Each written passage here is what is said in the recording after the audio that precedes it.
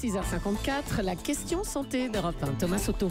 Le marathon de Paris, c'est dimanche. 54 000 coureurs et coureuses qui vont s'élancer pour 42 km et quelques centaines de mètres. Bonjour, docteur Kirzek. Bonjour Thomas. Le marathon, c'est à la mode. On nous dit que c'est bon pour la santé. Mais est-ce qu'on a raison? Est-ce que c'est pas d'abord dangereux de courir un marathon? Alors, le marathon, ce n'est pas si bon que cela pour la santé. Alors, on connaît tous les bénéfices de l'activité physique modérée. Or, le marathon, c'est tout sauf une activité physique modérée. C'est une activité physique intense avec plus de 4 heures, avec un palpitant, un cœur qui va battre à plus de 160, 170 pulsations par minute. Et bien, tout cela met le corps et le cœur à rude épreuve. Ça veut dire qu'on peut faire un arrêt cardiaque. Vous avez déjà vu des cas comme ça pour des gens qui font des marathons aux urgences? Alors, chaque année, on a des cas d'arrêt cardiaque et les études montrent que c'est de 1 à 4 pour 1000 coureurs. D'ailleurs, le dispositif sanitaire, c'est important. Le dispositif sanitaire avec des défibrillateurs est positionné de manière très régulière sur le parcours du marathon de façon à ce qu'on puisse intervenir. Et chaque année, malheureusement, on a affaire à des cas de mort subite. Mais il n'y a pas que la mort subite, il y a aussi la souffrance cardiaque. Et une étude menée en 2010 lors du marathon de Stockholm avait montré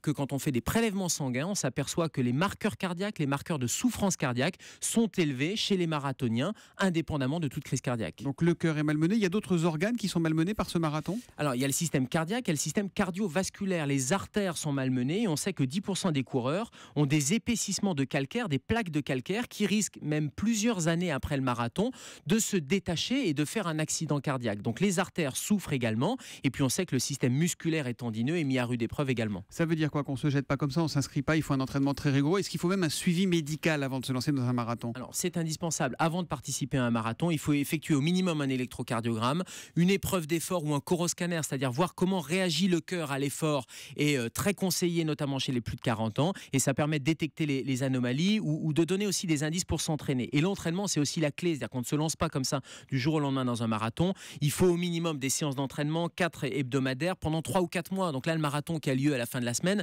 si vous n'êtes pas préparé, c'est pas la dernière semaine qu'il faut s'y mettre, bien sûr. Il faut un plan d'entraînement avec des coachs. Et quelles précautions juste avant de courir? Qu'est-ce qu'il faut faire? Alors, il faut bien s'hydrater, il faut manger correctement, ni trop lourdement, parce que forcément, ça va gêner la course, mais il faut avoir des réserves, et notamment des réserves glucidiques et protéiques, et puis il va falloir vous hydrater correctement lors du marathon, et il est conseillé pendant le marathon de boire des petites gorgées toutes les 15 à 20 minutes, et surtout varier la vitesse de la course pour ne pas vous épuiser. Dernière question, pendant ce marathon, si on ne se sent pas bien, que ça cogne dans la tête, ça cogne dans le cœur, il faut s'arrêter ou on pousse? Jusqu'où on peut pousser le... Alors, on s'arrête, c'est-à-dire que c'est votre corps qui va vous guider. Évidemment, les douleurs musculaires, tendineuses peuvent mener à l'arrêt du marathon. Et puis, une douleur à la poitrine, bien évidemment, doit motiver un arrêt. Et attention aux fortes températures. Je ne sais pas s'il fera beau lors de ce marathon à Paris. Mais lors de températures élevées, il y a un risque de déshydratation qui est plus important. Donc, il faut faire attention. Il y a même des épreuves qui sont parfois annulées à cause des fortes températures. Il est la nuit aux urgences et tous les matins avec nous à 7h-5 pour la question santé d'Europe 1. C'est le docteur Kirzek que l'on retrouve demain. À demain, Gérald. À demain, Thomas.